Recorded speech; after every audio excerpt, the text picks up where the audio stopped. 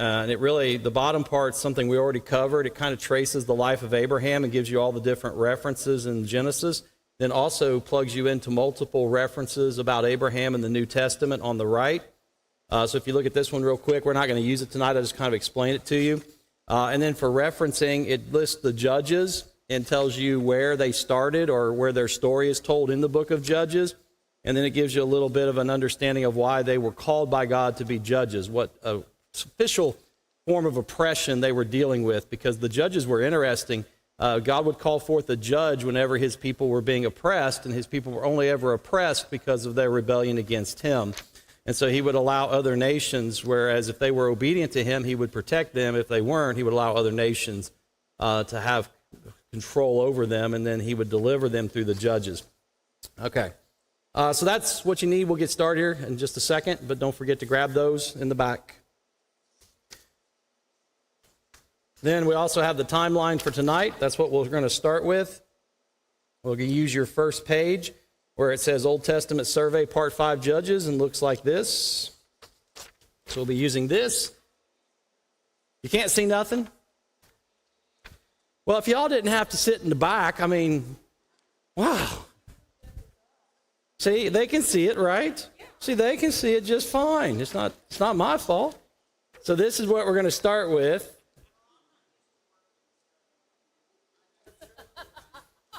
Hey, you guys are no help at all. What do you mean that's right? You know, I get no help whatsoever around here. So this is what we're starting with. There's no help. Nobody cuts me any slack. Nobody likes me even.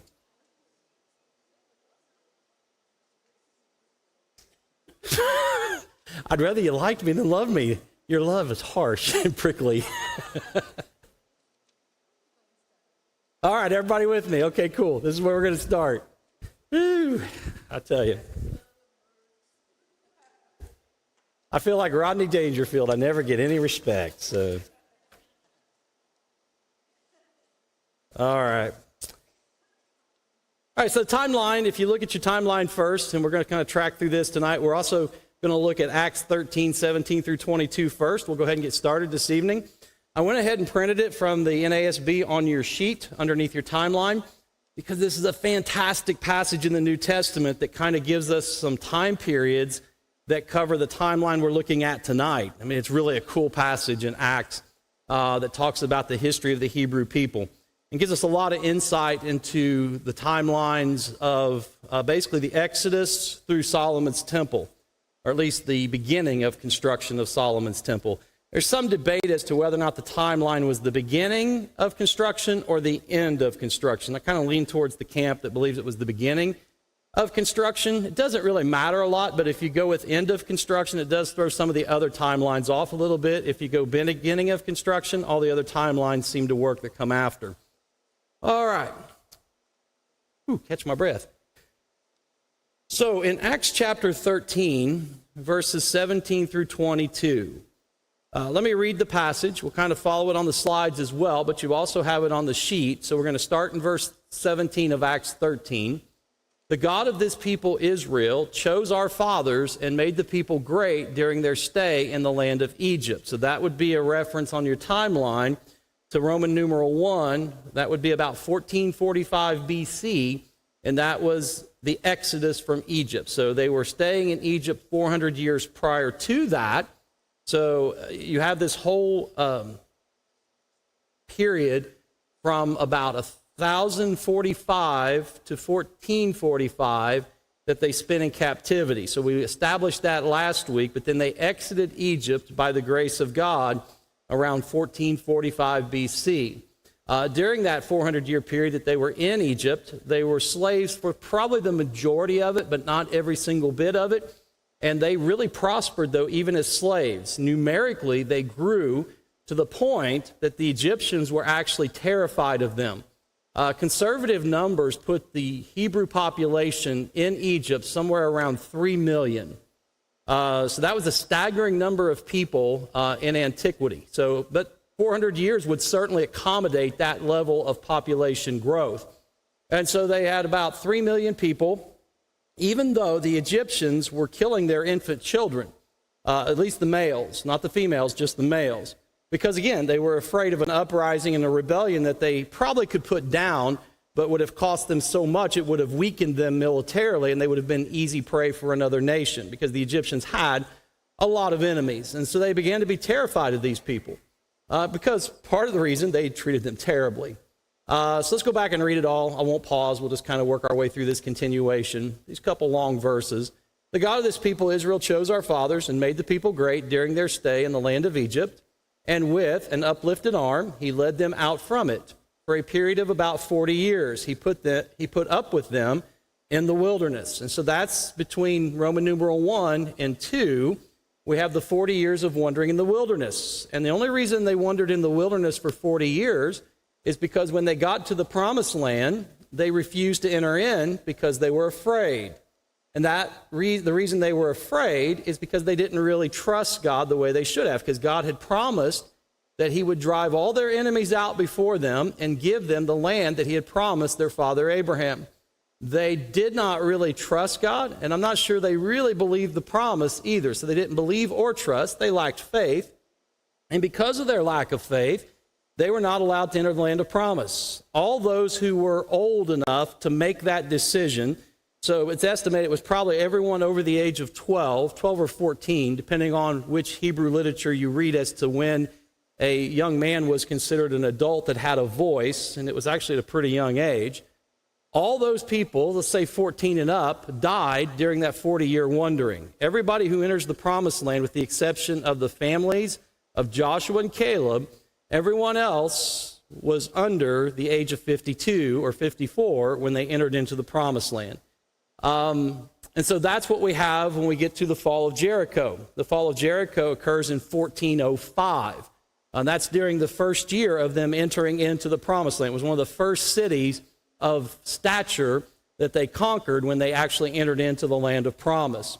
Then he goes on and he talks about the things that happened right after Jericho fell. It talks about God when he had destroyed 7 nations in the land of Canaan. He distributed their land as an inheritance, all of which took about 450 years, which is confirmation of the timeline that we were following in the Old Testament. After these things, he gave them judges until Samuel the prophet. So our focus tonight is going to be on the period of time starting in 1374, and that's on your timeline under Roman numeral 3.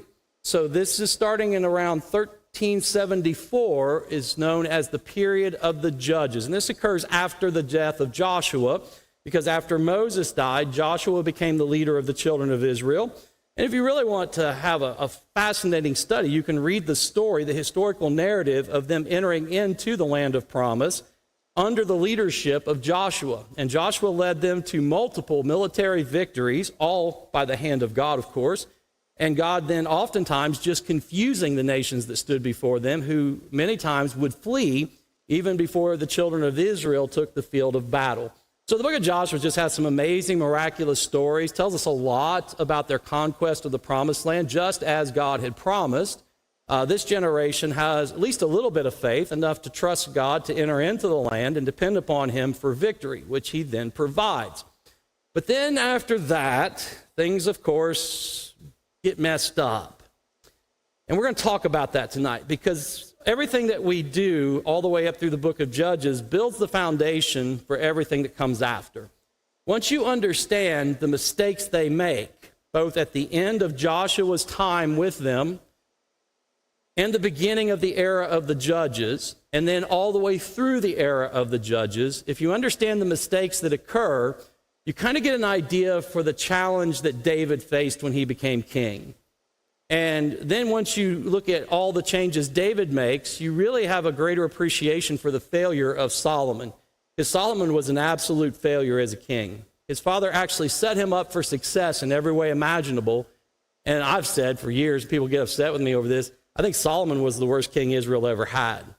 I think he was an absolute and total failure, gifted with so many amazing things, and he just turns everything upside down. It makes it even worse than it was in the days of the Judges. And he does that in a very short span of time. So that's what we're going to work on through next week. So next week we'll look at David, a little bit at Saul, and hopefully Solomon. If we don't get it done next week, we'll stretch it out a little bit further if we need to. But tonight we do want to cover the book of Judges. A couple verses left in Acts. Let me just talk about those for a moment. Verse 21, again, those things on our timeline for next week. After the era of the judges, they asked for a king, and God gave them Saul, the son of Kish, a man of the tribe of Benjamin, for 40 years. Notice we're getting spans of time. So we know that Saul became king in 1075. And so we know then, based on this, that he reigned until 1035. So we just subtract 40 from 1075 under Roman numeral 4, and we know when Saul died in combat. And then David takes the throne immediately after that. After he had removed him, he raised up David to be their king, concerning whom he also testified and said, I have found David, the son of Jesse, a man after my heart, who will do all my will. And so then we have the story in verse 22 of David taking the throne after Saul's death, David being a man after God's own heart, who then sought to obey the commandments of God and follow him to his... David really had a heart for God, and he tried to follow God in every way he possibly could. And in many cases, he did. He makes some mistakes, but he committed some sins. But all of us do. But he truly was a man who loved God, respected his commandments and his authority over his life, and sought to live his life accordingly. So again, we'll deal with those next week. But let's look at the judges, the era of the judges. As I said on the handout I gave you that's all color, we're not going to look at that tonight, but this is for you to reference. It has some things about Abraham at the bottom, but the big part at the top has a list of the judges, and it tells you where in Judges to find them. So if you're looking for the historical narrative of any of these judges, you need to look in the book of Judges under the references in the middle column, and then it tells you what their purpose was, who they were sent to deal with. It's interesting. It's a very interesting study. So you go through that, spend some time with that. That'll kind of be a guide this week if you want to work your way through Judges and read more than we're going to read tonight. Our focus is going to be on the first couple chapters. We're going to look at a couple of things in chapters 1 and 2. So if you want to follow along in your own Bible, go ahead and open them up to Judges chapter 1, because that's where we'll start this evening. So Judges chapter 1, we're actually going to start with verse 8. So if you want to follow along. If not, I've got slides for it. So we're going to look at Judges, and we're going to be looking at chapter 1, verse 8. Let me get that going the right direction. I was going backwards. So Judges chapter 1, verse 8 says, Then the sons of Judah fought against Jerusalem and captured it and struck it with the edge of the sword and set the city on fire. So the reason I start out with this verse in Judges is it's a very important city in the history of Israel. Jerusalem would later, during the reign of David, become the capital city of Israel. But when they went into the promised land, there's something that's significant about what happens. So they go into the promised land. They listen to what God told them. And we studied this last week. God told them when they went into the promised land, they were not to allow the people who lived there when they entered in to remain. They were to be driven out. And God would oftentimes even drive these people out before his people even arrived. But at other times, he was depending upon his people to trust him and believe him and do what he told them. And they were then to drive them out. And God would be with his people and empower them to do that. And so they start out with Joshua, and Joshua believes this, Caleb believes this, and they follow through on this. But not all the tribes went along with it. So you had a couple of strong leaders who really pushed to be completely obedient to God. You had a lot of people who like to kind of play a little game. We'll be somewhat obedient, but we won't be completely obedient. And they like to play this little game with what God had commanded. And so when it was in their favor, from their point of view, they would be obedient. When it was more in their favor, again, from their point of view, to be disobedient, they would be what they considered to be a little disobedient. We're going to look at that as we dive into Judges, because you'll see the foundation of the problems that would haunt them for the rest of their history. These are problems that don't ever go away. They remain from this day forward. And I've often thought, how different would Israel's history have been had they actually listened to what God said and obeyed him completely? Had they driven all these people out, how different would things have turned out? Because it's the influence of the Canaanites that leads them into idolatry. It's the influence of the Canaanites that leads them into child sacrifice. It's the influence of the Canaanites that leads them to sexual immorality. So all these things that God said his people should never participate in, they didn't just pull that out of thin air. They learned that from the people that they left in the land. People they were told to drive out, they left there, and those people then continued to practice what God called their abhorrent deeds. And as they practiced those things, the children of Israel were compromised by them. So verse 8 tells us they actually conquered Jerusalem, but they didn't hold on to it for long. And I'm going to show you some things as we work our way through. Just kind of focusing on some key verses, drawing some things out as we work our way in. But let's go ahead and let's look at the beginning of the problems. Judges chapter 1, just a few verses down, verse 21. We see one of the first examples of one of the 12 tribes not obeying God's commandment. So what happens when they enter into the promised land is they felt that they faced the biggest and toughest nations first as a united nation. And then they divided into their 12 tribes to seize the land that God promised each individual tribe. That makes sense, doesn't it? So as a united front, the 12 tribes entered into the promised land and dealt with the most significant threats. So the most powerful nations came out to wage war against them first. Then after that, Joshua lets them begin to divide up to conquer the individual portions of the promised land that God had dedicated to each individual tribe. And that's when we really begin to see the problems rear their ugly head, because the leaders of each individual tribe don't share Joshua and Caleb's dedication to God. The sons of Benjamin did not drive out the Jebusites, who lived in Jerusalem. Quinky dink, right? So they conquered Jerusalem, but they did not drive the people who lived there out. So the Jebusites have lived with the sons of Benjamin in Jerusalem to this day. Now the question is often asked, what is to this day? Well, it depends on when you think the book of Judges was written. Most people believe the book of Judges was probably written during the days of David. I think that's a pretty accurate estimation. Samuel may have even written the book of Judges prior to David becoming king, because Samuel was not only a priest and a powerful leader, probably the last of the judges, he was also a historian. So he actually started the composition of 1st and 2nd Samuel, and other scribes finished it later. So the inspired recording of Israel's history was almost certainly started by Samuel. So Samuel probably wrote the last parts of Joshua, the parts that Joshua would not have been alive to write, and also Judges and at least the first part of 1st and 2nd Samuel. Problem is identified right here. They did not drive them out. They let them stay, and then they lived side by side with them right up until the days of, most likely, like 90% sure, the days of Samuel. Problem, right? Because guess what happened to Jerusalem? Eventually, the Jebusites took it back. And they didn't have to attack it from outside. They took it back from the inside.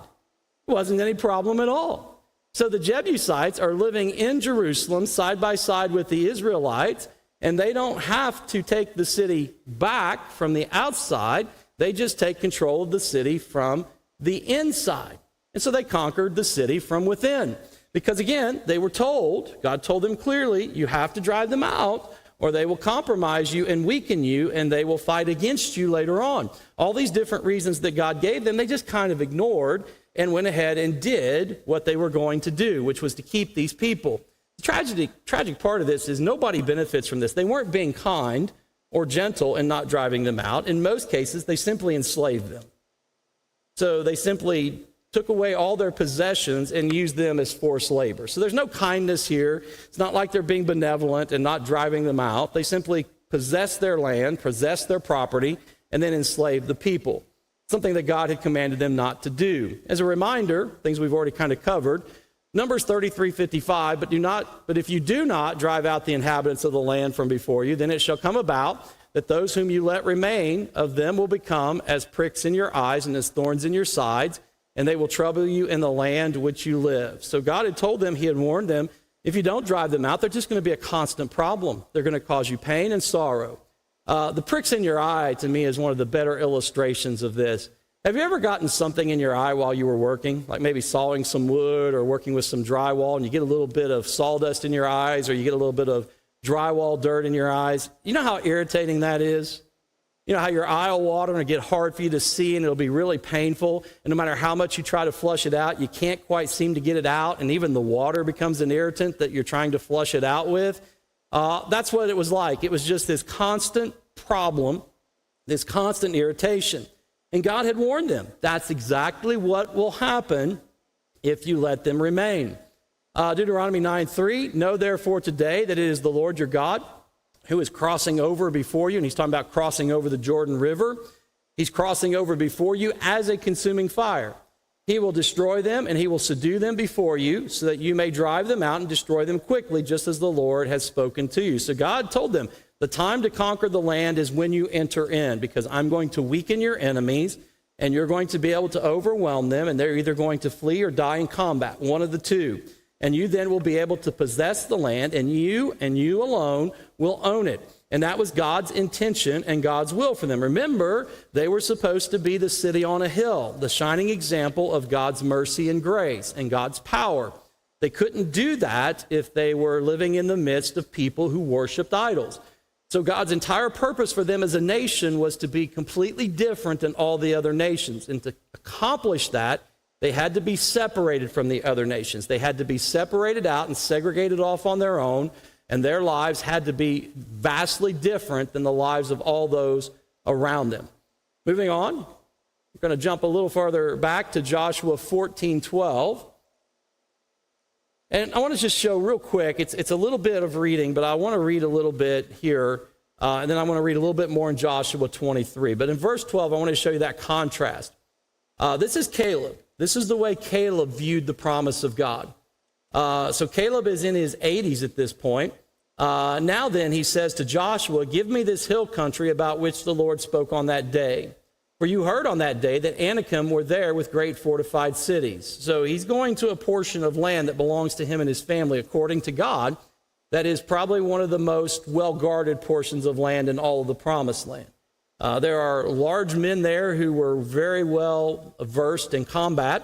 They had built multiple fortified cities. And Caleb and his family, not his whole tribe, his family, they're going to go there and possess that because God has promised it to them. And Caleb's not afraid of these people. Not even a little bit. He says this, and he's not arrogant or proud either. And notice the humility.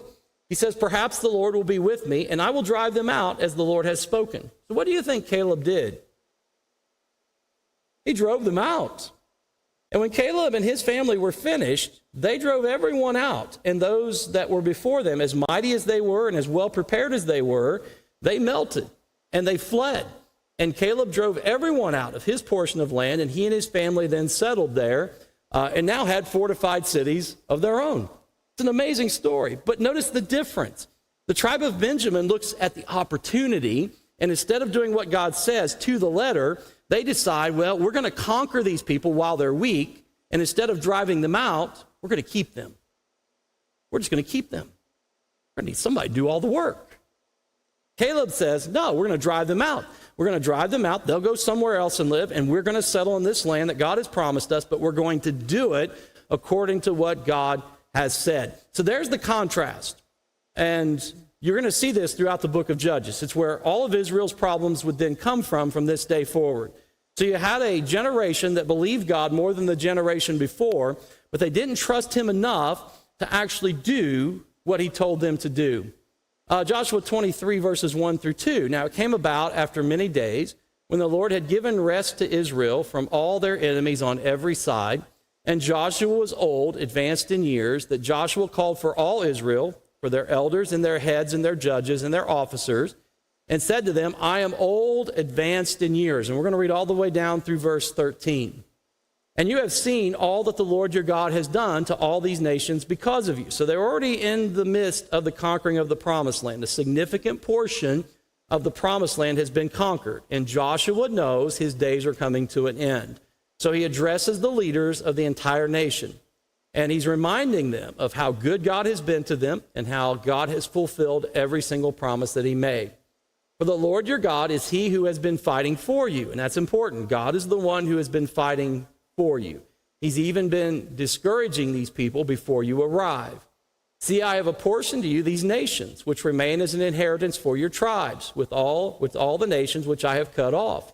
From the Jordan even to the great sea, toward the setting of the sun, the Lord your God, he will thrust them out from before you and drive them from before you, and you will possess their land just as the Lord your God promised. So Joshua is reminding them at the end of his life of this promise we alluded to when we started tonight. He's telling the children of Israel that God is going to drive them out if you drive them out now. God is going to fight for you and with you, and you will not be defeated. He then says, be very firm, then to keep and do all that is written in the book of the law of Moses. So you have to be certain that you continue to obey all the commandments of God, so that you may not turn aside from it to the right hand or to the left, so that you will not associate. And here's the key. You cannot associate with these nations. These which remain among you are mentioned the name of their gods. There's a problem there, isn't there? Because Joshua knows as he's gotten older and the tribes have separated out to conquer their individual portions, they've not been driving the people out. Notice what he says there. Let's go back and read it again because it's really important. The details are always important. So that you will not associate with these nations, these which remain among you. He's calling them out right there. They were not to leave any of these people among them. Guess what they've been doing? As they've been conquering their individual portions of land, they've been allowing the people to remain. Or mention the name of their gods. So they're also not to worship the gods that these people worship, the idols that they worship, like Molech and Asherah and Baal. Or make anyone swear by them, or serve them, or bow down to them. But you are to cling to the Lord your God as you have done this day. So again, you have this nation coming in. It's going to be a completely separate nation. They're not going to follow any of the practices of the former inhabitants. They're not to leave any of the former inhabitants there, but they've already started to. And Joshua, their elder statesman, who's about to be called home to be with the Lord, and he knows it, is giving them these final instructions and reminding them of what God commanded. For the Lord has driven out great and strong nations from before you, and as for you, no man has stood before you to this day. One of your men puts to flight 1,000, and that's not because of who you are, that's because of who God is. It's not because of your might in war, it's because of God. For the Lord your God is he who fights for you. How many times is he going to repeat that? He has to repeat that over and over again because they just don't get it, right? So he keeps repeating it. The Lord your God is he who fights for you, just as he promised you. So take diligent heed to yourselves to love the Lord your God. Here's your most important part here. It's not waging war, it's loving God and being obedient to him. If you think this is about waging war, you've missed the point. God doesn't need your help. He wants your obedience and your faith. You go out to fight because you trust him to deliver you the victory. And that's what happened. They trusted, and when they trusted, God gave them the victory. He goes on in these last couple of verses, then we'll move on to another section, 12 and 13.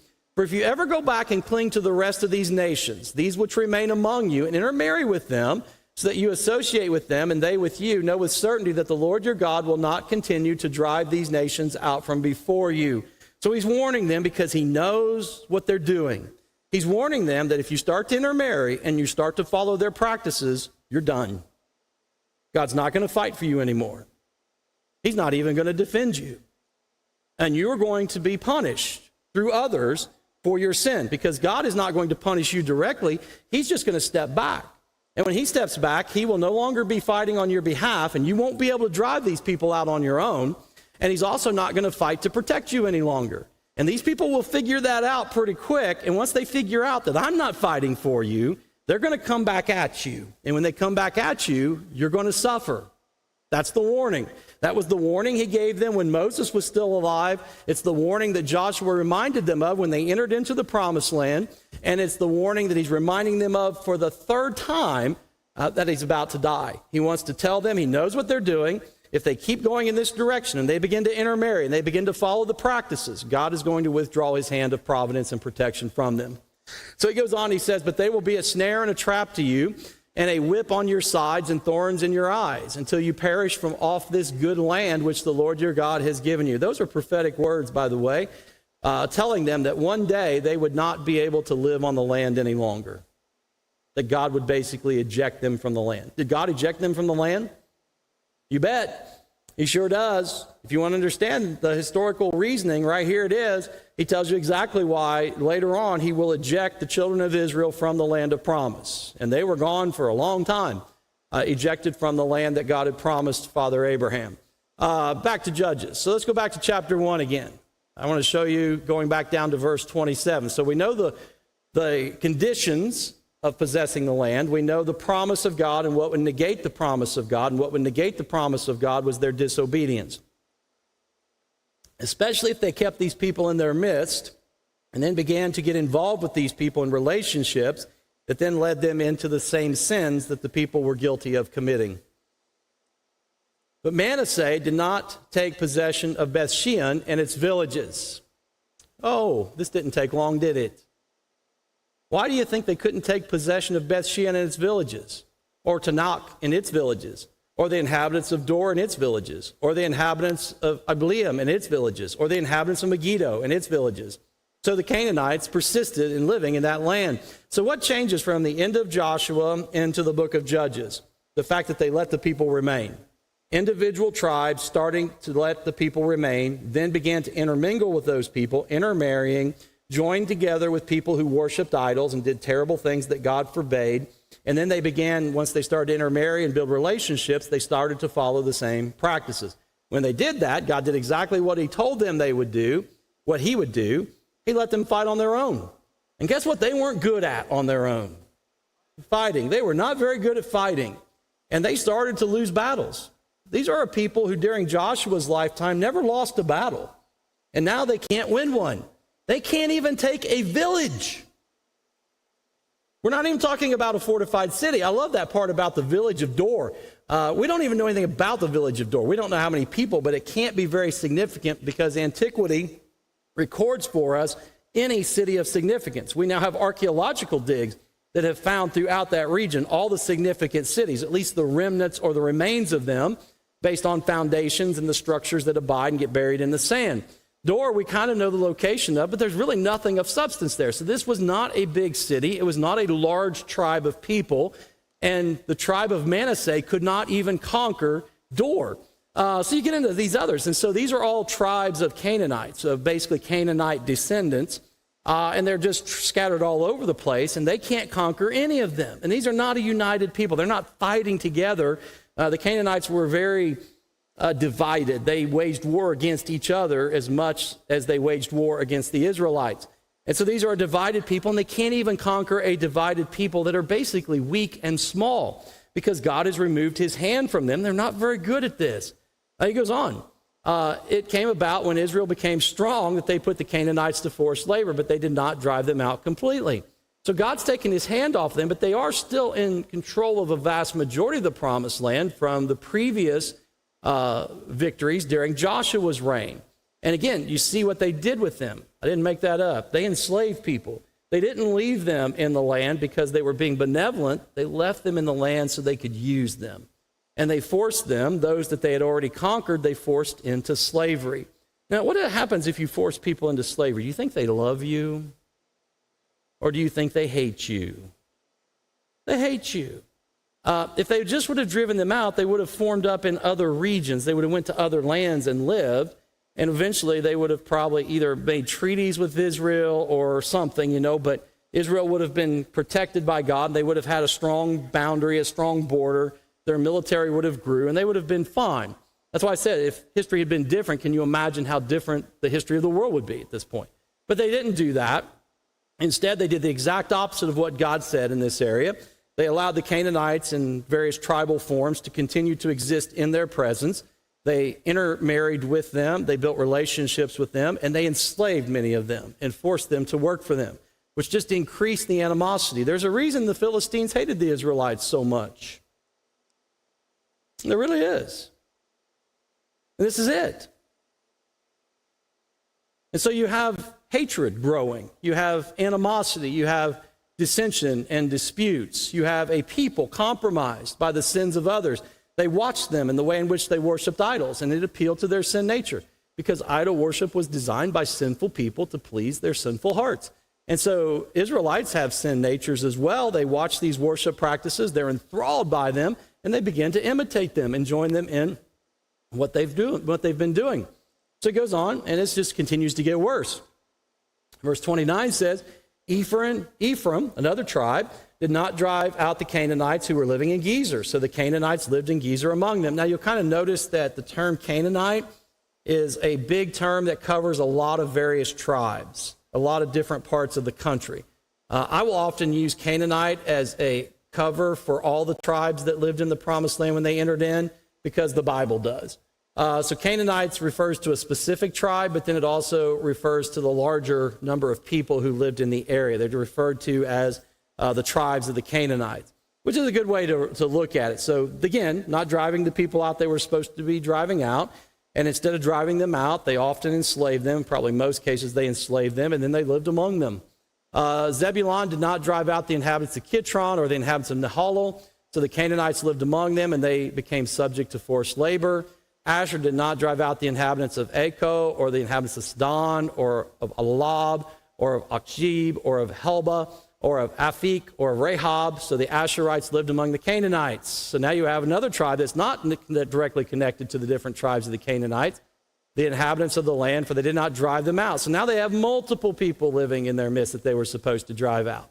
Naphtali did not drive out the inhabitants of Beth Shemesh or the inhabitants of Beth Anath, but lived among the Canaanites. The inhabitants of the land and the inhabitants of Beth Shemesh and Beth Anath became forced labor for them. Again, you've seen a trend here as to why they let them stay. They're not being gracious and kind. They're getting free labor. Then the Amorites forced the sons of Dan into the hill country. So now, again, we see them losing even more conflicts. So not only was Dan not able to completely eject the Amorites now turn on them and begin to drive them back. And so they forced the sons of Dan into the hill country because that was the only place safe. For they did not allow them to come down to the valley. Yet the Amorites persisted in living in Mount Heres and Ajalon and in Shalib. But when the power of the house of Joseph grew strong, they became forced laborers. So later on, they would eventually be enslaved. But initially, they began to fight back and were victorious because God was no longer fighting for these people. Now the angel of the Lord came up from Gilgal, chapter 2, verse 1, moving up to chapter 2. Now the angel of the Lord came up from Gilgal to Bochum, and he said, I brought you up out of Egypt and led you into the land which I swore unto your fathers and said, I will never break my covenant with you. And God will never break a covenant agreement. God is always going to keep his word. And as for you, you shall make no covenant with the inhabitants of this land. You shall tear down their altars, but you have not obeyed me. And then he asks this question, and it kind of already answers itself. What is this you have done? Well, he already said what they'd done. He just wants them to ponder it for a moment. What they had done was they had not driven the people out, and they had not even done away with their worship of idols. They had left not only the worship intact, they had also left the altars and the temples and everything that went with it intact as well. Therefore, I also said, I will not drive them out before you, but they will become as thorns in your sides, and their gods will be a snare to you. To kind of figure out where I got my verses from, I'm kind of following a theme, aren't I? This is a theme. That's one of the beautiful things about doing a survey. You can find verses that are very similar where God says something over here and then says it again, then says it again, then says it again, and says it again. And you kind of see the importance of that. This is a huge thing. This is the thing that affects the rest of Israel's history more than anything else. They left these people there, and then they did exactly what God said they would do, but warned them against. They intermingled with them. And they began to take on their practices rather than trying to get those people to take on their practices. So they began to give in to the lost world or the pagan people of that part of the world, rather than drawing those people to become worshipers of the true and living God. Sin is always the easier path. True? It is the easier path. It just becomes harder the farther down it you go. Therefore, I also said, I will not drive them out before you, but they will become as thorns in your sides, and their gods will be a snare to you. And that's exactly what happened. These idols became a snare to them. And a snare is like that little rope you see that they used to catch rabbits. That's what a snare is. It's used to catch wild game. So these idols became a snare to God's people. They were ensnared in the web, if you will, of idolatry. So when the angel of the Lord spoke these words to all the sons of Israel, the people lifted up their voices and wept. But guess what? Is all that weeping going to help? It's not going to help a bit. The die has already been cast. The problem's already in place. In your greed, you took these people and enslaved them. Now they hate you. And then you took their ladies and married them, made them part of your homes, and they brought their idols with them. And they have brought their practices with them, and you didn't do anything to stop that. So you didn't ask them to convert and become worshipers of God. You instead let them come as they were, and then you gave in to that because it was easier to give in than it was to stand strong and do what was right. And it still is to this day. It's so easy to give in, especially in your own home, than it is to stand and do what's right. And so he says, because of that, you can weep all you want. I told you what was going to happen if you did this, and guess what's happening already? I've already stopped fighting for you. You're now losing battles. You can't drive out a simple village. You're getting pushed back from lands that you already conquered by people you already defeated are now defeating you and pushing you back. So notice what they did. They named the place Bochum. I think I'm pronouncing that right. And there they sacrificed to the Lord. So they said, okay, let's put an altar together and let's offer a sacrifice to God. But did they go drive the people out after they offered the sacrifices? What do you think? No, they didn't drive the people out. It was too easy. It's too easy. There is something about human nature. There are several things the Bible identifies. One is money, and it talks about money being the root of all kinds of evil, which is actually a better translation. It's not the root of all evil, but it is a root of a lot of evil. So the love of money is the root of all kinds of evil. There's another thing, though, that's active with us, and that is, and you see this in the curse. What did God say to Adam after he sinned? What did he say would be the course of the rest of his life? Work. You're going to struggle to survive. You're going to sweat. You're going to bleed. It's not going to be easy. You're going to have to work to survive. What is it that we don't like doing? Working. So if you can get somebody else that you have power over to enslave, to do your work for you, it's awfully easy as a sinner to not look at that person even as a person, but to look at them as property, because they're going to do the work that you don't want to do. Make sense? So now they're crying not because they're sorrowful and repentant. They're sorrowful, but what they're sorrowful over is they know that God is no longer going to fight for them the way he was fighting for them. That this is not going to be easy any longer. In fact, in many cases, it's going to become impossible, and that's very upsetting to them. Had they even had a moment of repentance here, they would have taken these people and they would have swept them out. They don't have to kill them, but they would have set them free and put them somewhere else, right? That would have been the right thing to do. Actually follow through on what God said. You set these people free. Don't make them your slaves. Put them out and let them go live somewhere else. But they're not going to do that because the sinful part says, oh no, we got this. We got it. This is perfect. We've got the land. We've got the properties, the cities and the homes. We've got the fields, and we kept the people to work the fields for us. Wow, how stupid were they? Do you really think that God told you what he told you for no reason? God gave them clear commandments. He gave them clear warnings, and they ignored every one of them. And they left these people in their midst, and these people are going to compromise them. Verse 11, same chapter, chapter 2. So jump down a few verses to verse 11 if you're following along in your Bible. Then the sons of Israel did evil in the sight of the Lord. This doesn't take too long, does it? In the narrative, it doesn't take long at all. And in years, it doesn't take long at all. Sons of Israel did evil in the sight of the Lord, and what did they do? They served the Baals or the Baals, depending on how you pronounce it. It's pronounced different ways by different people. And they forsook the Lord, the God of their fathers, who had brought them out of the land of Egypt. So not only did they go and worship the idols of the Canaanites and the Asherites and the tribes of that region, they also left God behind. So they didn't add one god to another like they were worshiping a multitude of gods. They went off and they worshiped a god of stone, wood, and whatever else, rather than worshiping the God who created them and set them free from Egypt. They followed other gods from among the gods of the peoples who were around them. And boy, they had a lot of different gods, so they could take their pick, and bowed themselves down to them. Thus they provoked the Lord to anger. In fact, with the Baal, it appears that almost every single tribe had a different Baal. So the deities of these people were not like universal deities. They were regional deities. So these deities had control of a certain portion of land. What initially rocked the Canaanite peoples to their core was that Israel was so easily conquering them at the beginning of their possession of the promised land. They believed that the gods had forsaken one tribe after another, and that all the gods, plural, had left them. Had Israel continued on, the people would have been driven out and may even have converted and became worshipers of the true and living God, because it'd be awfully hard to argue that your God was of any significance if one nation could conquer all of you. So that would have been an interesting historical course had the children of Israel stayed on course and done what God commanded them to do, but they didn't. And so the gods, they began to worship as well, which seems rather foolish, doesn't it? In so many ways. You served a God that overwhelmed their gods, if you even believe their gods were real, which they weren't, although in a way they were. Because what were idols according to the Old Testament? They were fronts for what? Demons.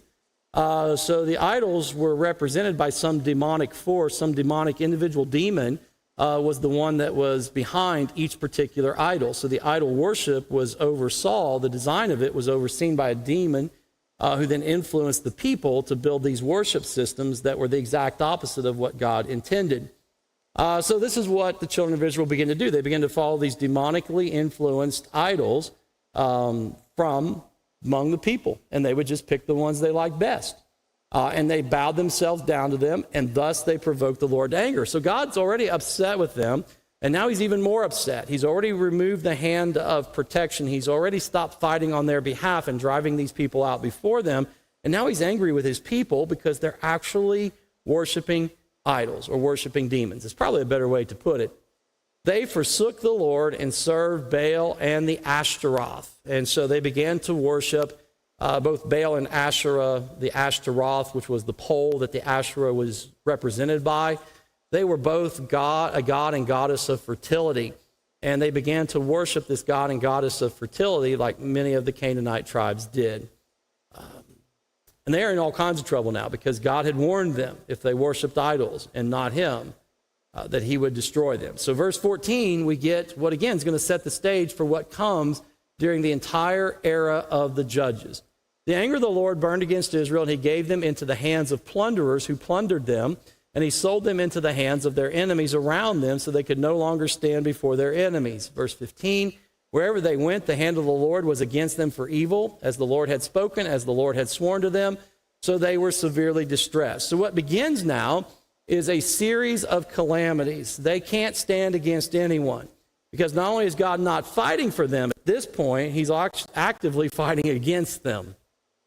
So at first he just pulled his hand off of them and they couldn't conquer anyone.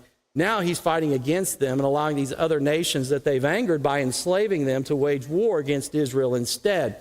So over the next several hundred years, if you look at your timeline real quick, and we're looking at the era of the judges, starts in 1374 and runs the 301 years, or about 300 years to Saul, which happens in 1075.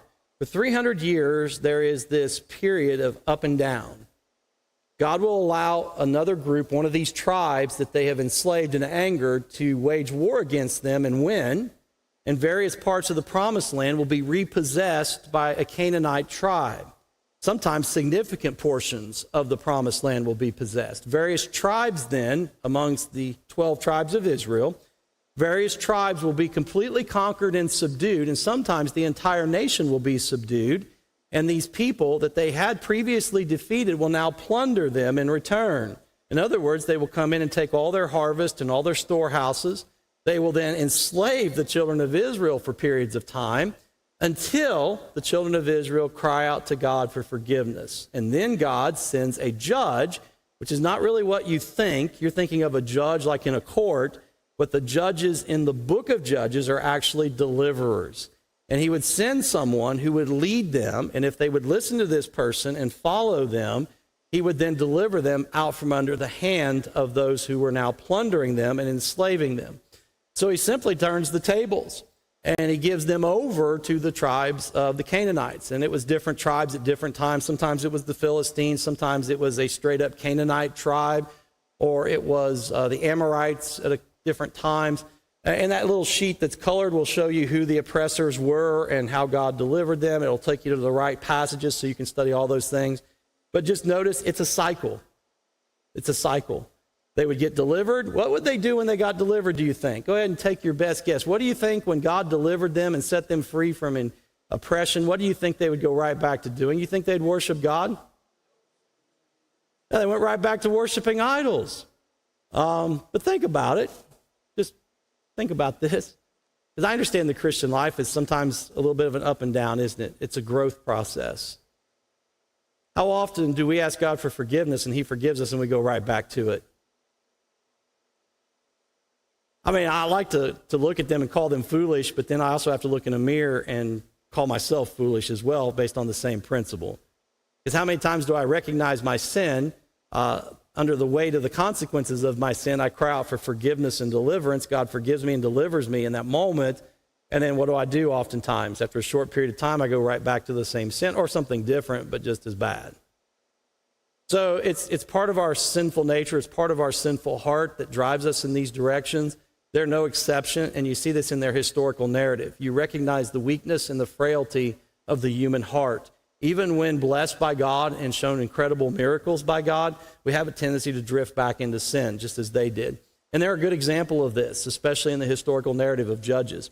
So as you read through it, follow the pattern that you see, and you'll just follow this pattern. You'll see them repent, be delivered. There'll be a short period of thankfulness and worship, and then right back into the idolatry they go. But it's because at no point do they ever set these people free and push them out of the land. At no point do they ever do that. And they allow them to continue to worship their gods right in their midst, and they join them in that worship. Last passage, we're going to go down to verse 16 in chapter 2 as well, so just kind of following where we were. We'll read down through verse 19. Then the Lord raised up judges who delivered them from the hands of those who plundered them. So that's what the judges represent. They are those that God would raise up. Yet they did not listen to the judges, for they played the harlot after other gods and bowed themselves down to them. So they would listen to the judges long enough to get delivered, and then they would go right back to their old ways. They turned aside quickly from the way in which their fathers had walked in obeying the commandments of the Lord. They did not do as their fathers. So, they had one generation that was somewhat faithful, and then as soon as the next generation comes along, they're following the example of the Canaanites rather than the example of their forefathers.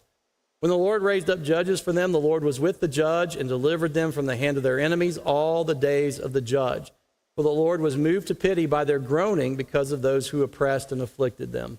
But it came about when the judge died that they would turn back and act more corruptly than their fathers in following other gods to serve them and bow down to them. They did not abandon their practices or their stubborn ways. So when you're looking at this 300-year gap of time, as you work your way through Judges, you'll see the judges raised up, and God is with the judges. And they listen to the judges for a while because their sin and the consequence of their sin has affected them so much, they're willing to listen. And then that generation begins to get older and fade away and die. And the next generation sees this blessing that they're living in, this blessed condition they're living in again. And guess what they do? Rather than being thankful for it and following the example of their fathers, the lessons they should have learned from their parents and maybe even their grandparents, they go right back into sin. So this goes on for 300 years, generation after generation after generation, this up and down, this coming to God, rebelling against God. And you see the gaps. You can kind of follow the gaps based on the judges and the way the book is structured, so you'll be able to follow that yourself. The judges are an interesting group, and I'll finish with just a few words about the judges themselves. Most of the judges are exceptionally weak people. They're exceptionally weak. They are not what you would consider the best of the best. In many cases, they are cowards.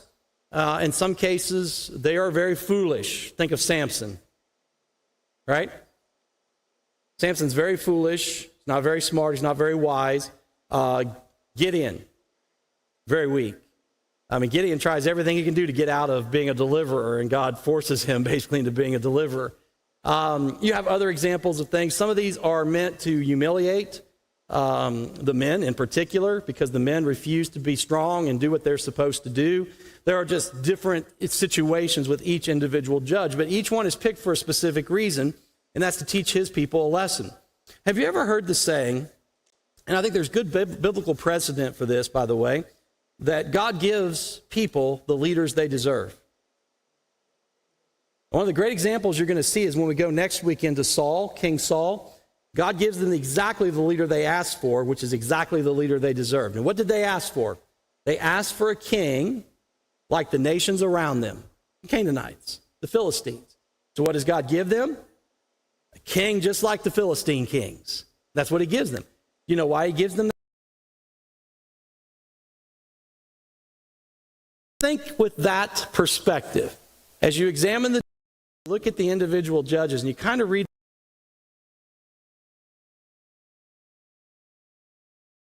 giving his people the leaders they deserve in a lot of cases. Not as a favor, by the way, but what? Punishment. I mean, you guys got me. What do you think? You were being good or bad? You're being very bad. That's why you got me. I'm a punishment from above. I'm the punishment from above. But God does give us the leaders. And so when you look at that, when you look at a fickle people who refuse to obey God, what do they get? They get weak-willed leaders that are not strong, who will not do the right things, and God forces them into doing the right things, and they get this sense of humiliation out of that. So you look at Israel with kings, and he gives them Saul, but then God in his benevolence turns around and gives them David next. Isn't that amazing? Isn't God awesome? So he will give the leader they deserve to teach them a lesson, and then he'll give them a leader that's a true gift who will help them and lead them in the right path. So, but then sadly, what did they do with David? They hated him, didn't they? Do you know why they hated David? Because all the seeds are being sown right here. If you really want to understand the rest of the Old Testament historical narratives, you need to understand this. You know what David did that made the people hate him so much? He did what? That made his wife angry. I don't know why she got so upset that David danced before the Lord. But what really angered the people was he started tearing away the last of the vestiges of idolatry. They actually hated Samuel before David, and David was Samuel's student, basically. David followed in the path of Samuel. Samuel was absolutely feared by the Canaanites because Samuel showed idol worshipers no quarter at all. He followed God's commandment to the letter. You either get out of Israel or I'll finish you off. And Samuel was strong. And then David learned that and followed that. And if you look, they kind of simmered under the surface for a while David was king. And they really didn't like David or appreciate him. And so God gave them Solomon. And what did Solomon do? He blew everything up, didn't he? He went and he rebuilt all those altars that David and Samuel had torn down. He builds all those temples back that David and Samuel tore down. And he even adds more as he starts marrying more and more wives from various pagan nations from all over the world. So he's not satisfied to marry Canaanite women and Asherite women. He goes down, he gets Egyptian women, and he goes and gets Assyrian women. He gets women from everywhere making treaties and through marriages and different things. But then he brings them into his home, and to accommodate them, he builds them a temple for their gods. And the people then pick and choose. And we don't even know. I've read an estimate that Solomon introduced over 200 different deities to Israel during his reign. I mean, you would need a catalog to pick your god. I mean, how would you even keep track of that? You know, I don't know that anybody's actually kept track of that, but when they started looking at who he married, and I forget who wrote the book, it's fascinating. He went back and he looked at who he married that we know of, or at least the region of the world they came from, and then he looked at the gods and goddesses they worshipped, and he just extrapolated that. He assumed they continued, and they brought that with them, and Solomon learned it from them, and then to accommodate, we know for a fact that he built all these different temples and places of worship. All right, so that's it. We'll stop there. That takes you, really, this is the book of Judges. I've covered it tonight. It's that up and down. You're going to see it. Different names, different times, different circumstances, different oppressors, but the same basic story over and over again. And then we'll be ready to move into the period of Samuel, and we'll start looking at Saul next week. All right, let's close in prayer, and we'll kind of survey our way through Saul and into David next week. Father, we thank you for another opportunity together as your people to study your word. Help each one as they go through the book of Judges just to see that pattern, and we can learn some important lessons about ourselves from that, how we are weak and oftentimes up and down. And so I pray that you would help each one to be encouraged and be strengthened, though, and to know that you are truly a God of grace who gives multiple chances. Just as with Israel, you gave them chances over and over and over again. You did raise up leaders who could deliver them from oppression. You did give them good leaders at different times that they should have followed. And so we just pray that you would help us to grow, recognize that you are a God of grace and mercy, that you do forgive us and give us new chances each and every day, that you never forsake us or throw us away. but that you continue to love us in spite of our sin. You continue to work in us and to continue to transform us. You do put people in our lives that will help us and encourage us and hold us accountable at times so that we continue to grow and draw nearer to you. And we just pray that your will be done in each one of our lives. Watch over each one. Keep them healthy and safe as they travel home. Just pray that we won't have any tornadoes tonight, that you would spare us in that. And we just pray your will be done in each one of our lives. In Jesus' name, amen. All right, God bless you. Have a wonderful evening.